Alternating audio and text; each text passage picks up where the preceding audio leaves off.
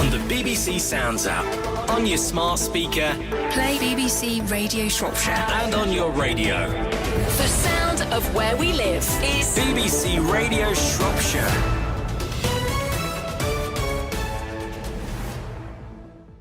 I'm a clinical hypnotherapist, but I'm also a coach. So if you were to take therapy and coaching and make it a Venn diagram, I work in the middle, where therapy and coaching merge. That's my space. Therapy and coaching merge. Yes, that's my space. And how did this all start for you then? So back in 2016, I was assaulted whilst I was serving. I was actually at Chester Station at the time. And then over kind of 2 years, my mental health went downhill and downhill. Eventually, I did seek help, but the help that I got really didn't change the way I felt. And then eventually it all just fell apart.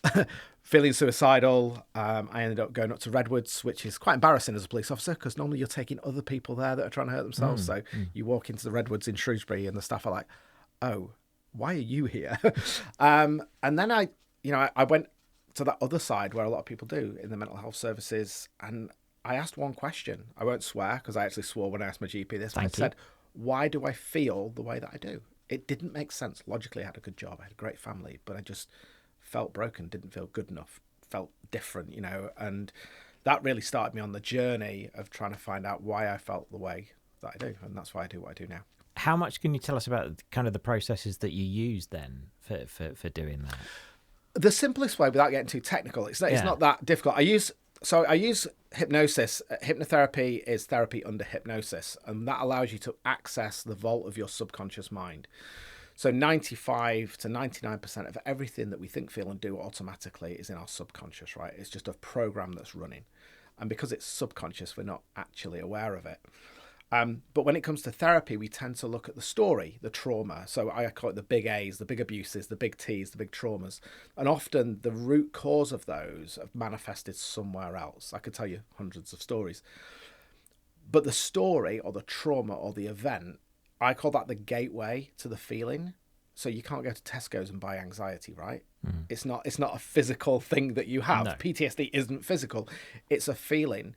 So if you imagine that you can remove the feeling away from the story, then the story has no power.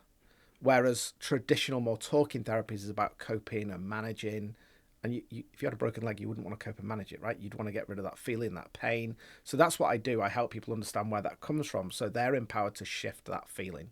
You use hypnosis. Can anyone be hypnotized? It's natural. Let me ask you, have you ever driven your car and not been able to remember the journey? Yes. Right? That's hypnosis. Yeah? Yeah. It's a state of inner focus and concentration. I often say it's the part, just before you wake up, you have all those ruminating thoughts and what's going on in the day, and then you open your eyes and you're there. It's that period where you're not quite asleep, but you're not quite awake, but you are aware of what's going on. And it's super powerful. It is super powerful. You have had some quite well-known clients, haven't you? Yes, things went a little bit crazy recently. I've got a good friend, Joanna Scott Asprey from the Cheshire Club, and she introduced me to Kerry Katona, and we were chatting, and you've got to come, and she actually said, it was in OK magazine, she said she was moving me in. But I went and worked with her, and I said, right, this is Kerry, we're working with Kerry, we're not working with celebrity Kerry, no Instagram, no going online. Anyway, she had the session, she was amazing, just such a beautiful lady. And afterwards I was talking to her partner Ryan, and she's there on Instagram crying, and it hit the dailies. We've been in Spain, it's been in France, Germany. My Instagram went from like 496 to over 5,000.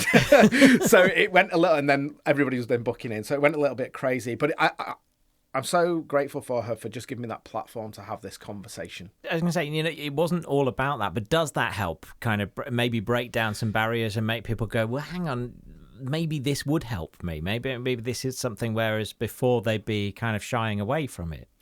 Yeah, I mean, one of the rules of the mind is that the mind's there to keep you alive. It's not there to keep you happy, and it connects to what is familiar. So if you've got something like what I do is not familiar, automatically people won't trust it.